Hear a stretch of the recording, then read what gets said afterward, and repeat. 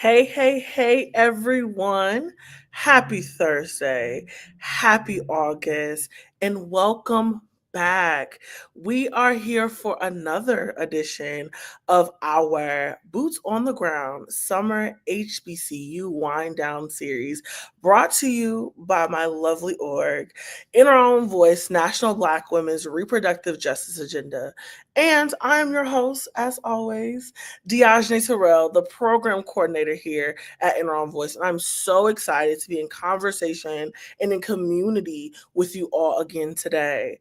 So, like we've talked about before in our first session last week, all throughout August, we are here lifting up the voices of youth advocates and student leaders, building up the reproductive justice movement on HBCU campuses near you, far from you, wherever you are in the world, for one bold conversation at a time. And today's conversation is one that is focusing on a question we nearly do not ask enough. What role should men identifying or masculine identifying students play in the fight for reproductive justice? Too often, men are left on the sidelines or choose to stay out there on their own. But we are serious about liberation, and we understand that it must be inclusive and that men should be a part of the work of dismantling patriarchy, confronting toxic masculinity, and standing on business in true solidarity with Black women, girls, and gender expansive people. This isn't about centering men. I want to emphasize that this is not about centering men within the reproductive justice movement. It's about calling them in as allies. Because in the reproductive justice movement, as we talked about last week, it is intersectional and it's about everyone and everyone's responsibility as in their role in this movement. So, to help us dive into this conversation, I'm so excited to have this one today. I'm honored to welcome today's special guest, Devontae Jennings, the Youth Organizing Director at Men for Choice, an organization that equips men with the tools to advocate for abortion access. Hey now. And gender equity in a meaningful and non-performative way. Devontae, I'm so happy to have you here. I would love to turn it over to you to share a little bit more about yourself, your work at Men for Choice, especially as it concerns our HBCUs. Yes. Well, first one, thank you. Thank you for allowing me to be on your platform. Thank you to In Your Own Voice. Again, my name is Devontae Jennings. I'm the Youth Organizing Director for Men for Choice, where we mobilize men in the fight for reproductive freedom. My role pretty much is all encompassing of getting men and what we call passively pro-choice men off the sidelines. A lot of times you get men who are pro-choice, they do agree with it, but they basically are just like, that's not an issue that really concerns me, and we help them understand, like, no, this is a human rights issue. This is an issue that affects all of us, and especially with me, of course, being a younger Black man. I think it's important, especially on HBCU campuses where, Black women are affected by these issues at higher rates than others. Getting younger Black men to understand that, stand with and stand beside our sisters in this fight. So that's what my little role plays in this world in it. I appreciate you for even highlighting again the role that men have in this space is to be at the side and advocating for Black women, girls, and gender expansive people in this fight. So I appreciate you providing that introduction, Devontae. And I really want to jump right into this because we got a lot to take apart and put back together again with some solutions. Yes. So let's jump into it. You and I both know that this conversation about gender equity and body autonomy can be a little bit uncomfortable, even taboo for some, especially within male-dominated spaces, especially on our HBCU campuses, where traditional ideas of what masculinity often go unchallenged. Okay? But We also know that masculine identifying people have critically played a role within the reproductive justice movement. So, to kick us off in this conversation, I want to really get into how do you define allyship in this work, especially as an advocate for youth Mhm. at Men for Choice. Like, how do you define allyship in this work? What does it look like when men are truly showing up, not to Mhm. censor themselves and make themselves the focal point within Mhm. the argument, but what does it look like to stand with others? Yes, what we one, that's the main thing that we talk about, and that's the main thing that we're taught when we're all going through our 10-week fellowship course, is that we are allies in the fight. We're not here to take over the fight. We're not here to be like, hold my beer, we got this. It is literally, no, we're standing behind you, we're standing beside you, and what do you need from us? Our organization, we like to say we deploy young men into the fight. We're a partnered organization, so organizations who've been doing this work 20 plus, 30 plus, 40 plus years, we find it as our job and our role is whatever you're doing, you call us, or wherever you need us to be, that's where we're at. And it's literally the biggest part that you're saying is showing up. And I think you hit on it perfectly in the beginning of, it's like not making it in a performative way, not being like, hey, we're men here at this thing. Like, no, you need us at a meeting, we're at the meeting. You need us at this event, where you need us to stand. That is what being an ally is, true and truly standing up for it in all ways of your life. I know we're going to get into it later, but when it comes to even, you know, what they like to call the locker room talks and all this stuff that happens, nipping that in the butt, like right there behind closed doors, you're standing as an ally 24/7, not just when the camera's on, not just when you're on Instagram, not when you're just at the meetings, but you're truly being an ally and standing up 24/7. Absolutely. Emphasis on standing on business and being boots on the ground. I like how you said the word deploy Mhm. as like moving in to really ensure that Black women, girls, gender expensive people Mhm. are met with support within Mhm. this space. And I appreciate you that expressing that, especially the distinction between performative allyship and real grounded solidarity. And Mhm. one thing we often hear students within our program here at In Our Own Voice, the Next Generation Leadership Institute, note is how toxic masculinity shows up in organizing spaces. I want to note before we move forward that this current class of fellows that we have within the Next Generation Leadership, the Next Generation Leadership Institute is our most diverse class, having both masculine identifying and feminine identifying students within this space.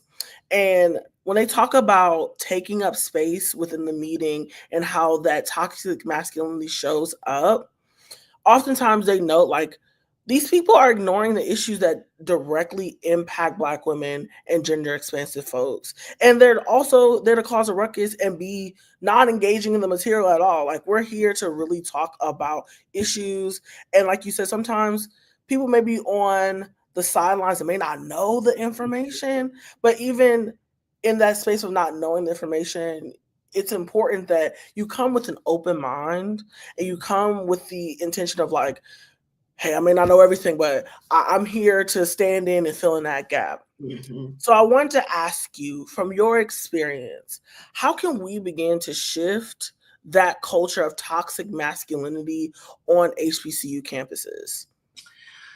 One, I think it starts with helping, especially at HBCU now, because we know how our communities are. We know how a lot of our Black men are brought up in this world, which is, Mhm. I believe, we have a false ideology of what we believe masculinity to be, what it is to be a quote unquote man.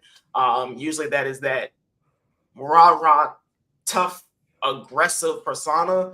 I think we have to break that down. One, we have to, really restructure and rephrase what masculinity is, what that really means. That's different things for everybody. I understand that, but one, just getting rid of that whole, you know, our idea of it growing up is like toxic traits. You you have multiple women or whatever. Like that's what being that guy is. We have to break that portion down. Another part that you hit on is the education piece. I think we have to understand, and we have to get across to especially younger Black men what reproductive justice means, what reproductive freedom is. I think we put a microscope on one topic of it, and especially on other sides, they like to amplify that. And some of us are down south, Black church. We grew up in the Black church. We know how we look at certain things. And I think when people try to zero in on those, microscopic issues, it basically it misshapes people's perspective on what this actually is. All of this is literally for you to be able to have, affordable housing. You'd be able to go to the grocery store and afford some food. I think switching the language starts to then shape how specifically young Black men think of it in their minds. And I think sometimes too, when they think of like, reproductive justice, or they hear these words, they just automatically associate it with like, oh, that's for them, it's not for me.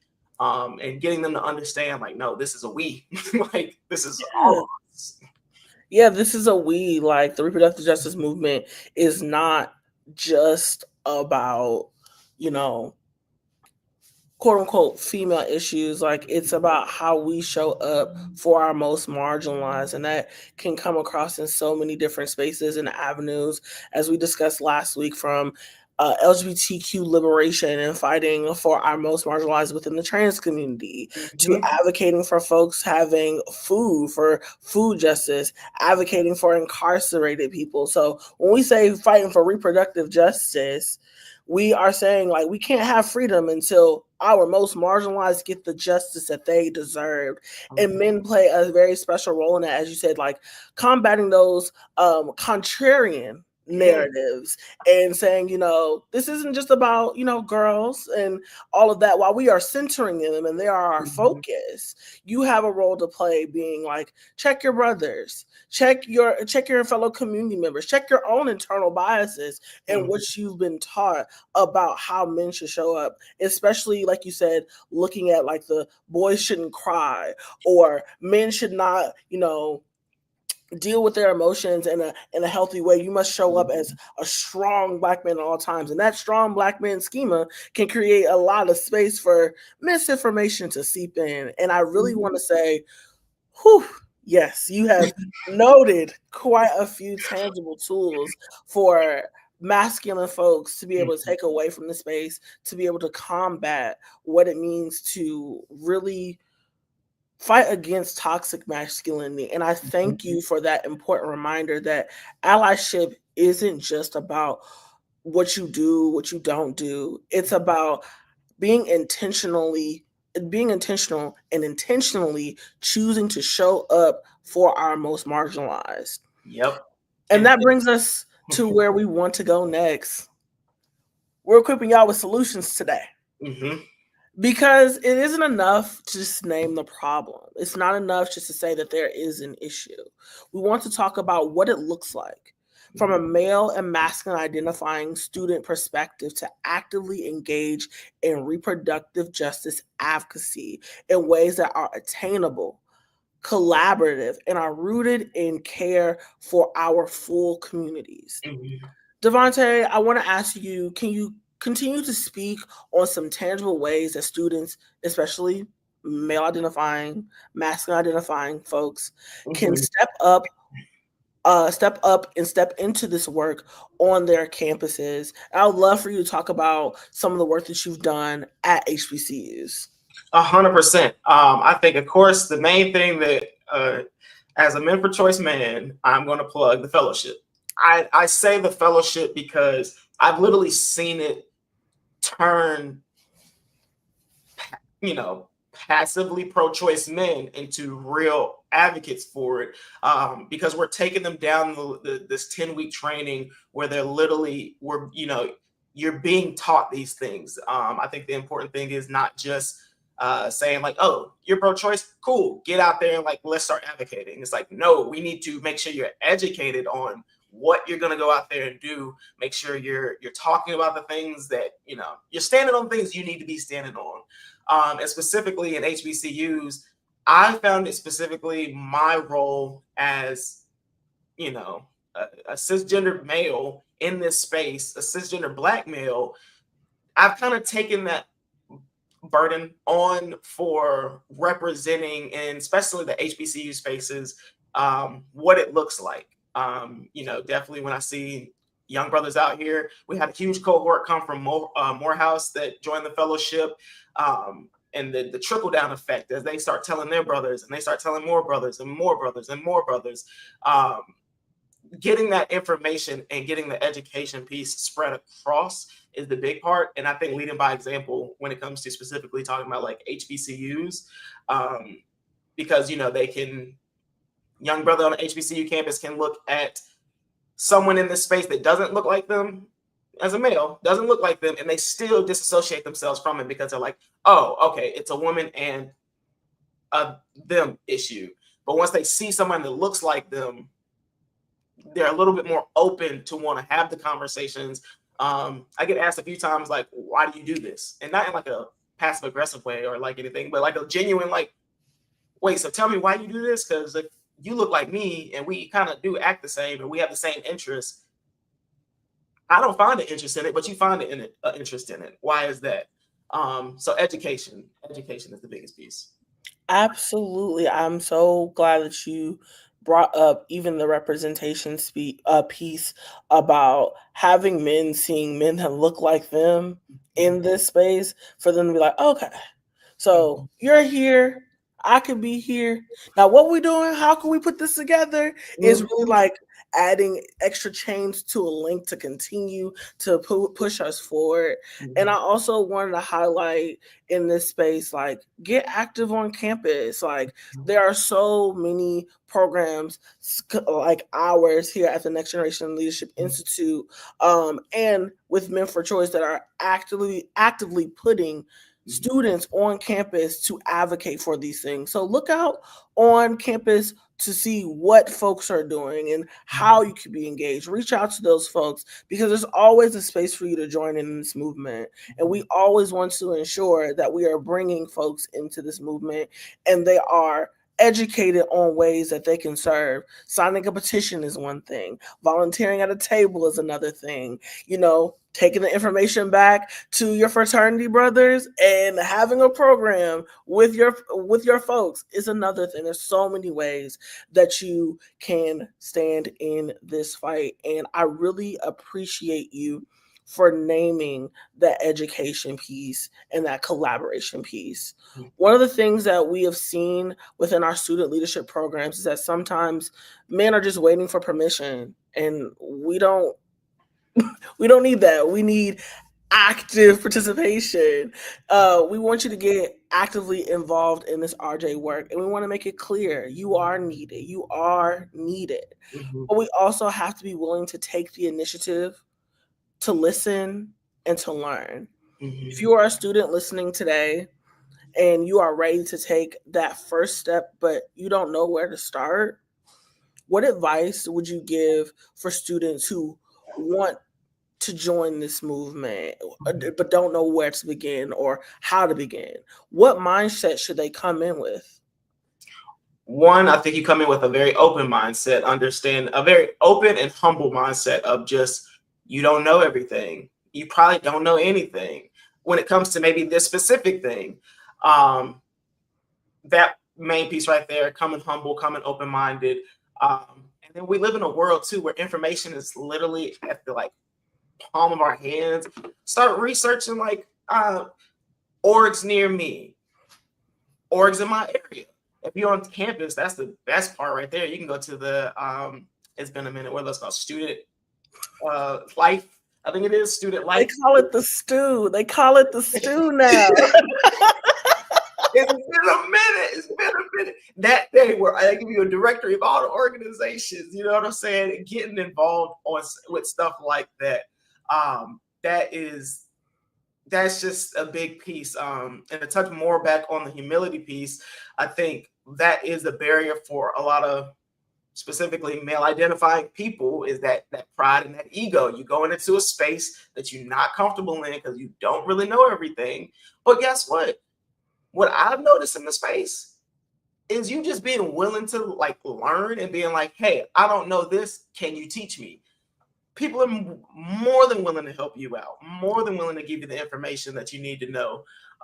So those are the main things right there. Just Google, where can I go? Where can I find? I mean, especially if you live in a city like Atlanta, like myself, you'll easily stumble across some orgs. Getting involved with in our own voice. I mean, that's a huge plug right there. But yeah, just come humble and come willing to learn and just open minded. I love that. Come on, come humble. I appreciate you even stating that, like coming with a growth mindset, open, leaving that contrarian attitude at the door. Mm-hmm. And it's okay to be wrong in this space, but be ready to be corrected. Be Be ready ready to to be be corrected because corrected. you gonna stumble. I just stumbled a few times. You gonna stumble. I don't care how much you read. You gonna stumble. But when someone puts you on game and they teach you, just be like, okay, I got you. Now you know better next time. Absolutely. And thank you for naming that. Like, it's not about checking boxes. This work is not about just making sure, okay, we got men, we Mm-hmm. got queer folks, we got the disabled folks, we got some incarcerated. Like, we Yep. really want this to be a coalition. Like, we are so reproductive justice is so interconnected in so many other spaces. We need the environmental justice, we need the incarceration justice, we need the food justice, housing justice, like wherever you get in, fit in. No matter Mm-hmm. your major, no matter your discipline, no matter your background, where you started this work, your lived experiences can definitely aid you in being a actual tool and piece and important voice within this movement. And I appreciate you for naming that. This isn't about shifting. This is about shifting and how you show up consistently, whether that's at a meeting, signing a petition, being in the classroom, in the dorm room, with your frat bros, with your sorority sisters, even being in the stew, showing up to protest. If this is for the student that is currently listening right now, if you're wondering whether you have a place within the reproductive justice movement, the answer is yes, and we welcome you. But your role as a male identifying person is to support, not to center. Mm-hmm.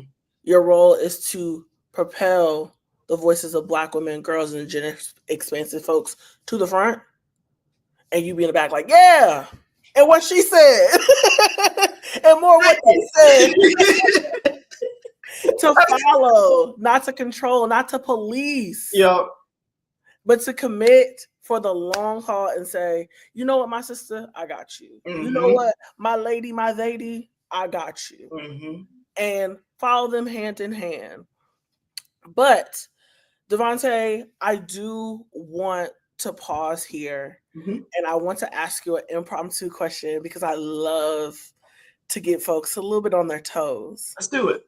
Devontae, I want to ask you, what does a reproductive justice future look like where men are now advocates and openly happy advocates for our movement? What does that look like to you? What it looks like to me, truthfully, is more unified families, stronger family units. Um, I think less demonization of especially Black women. You know, I think that's the biggest part, though. I think it looks like to me strong family units, whatever that family may look like, modern family, whatever your family dynamic may look like to you. I think a strong version of that is what it looks like to me with that. That's a great question, boy. I mind trying to piece it, trying to click it, but I think that's the main thing that I see when I hear that is just stronger family units. And I think you hit it perfectly. Is like happy advocates. You know what I mean? Not like well, they said I gotta go over here and go hold up this sign. I guess I'll go hold up this. I'm like, no. And I also think too, we talk about especially men in the men's spaces, and especially the toxic masculine spaces. It's all about I'm a protector. You know what I'm saying? You got to protect yours. Well, isn't protecting yours also standing up for your people when them other folks is yelling at them about how they are this and they that? Like, ain't that?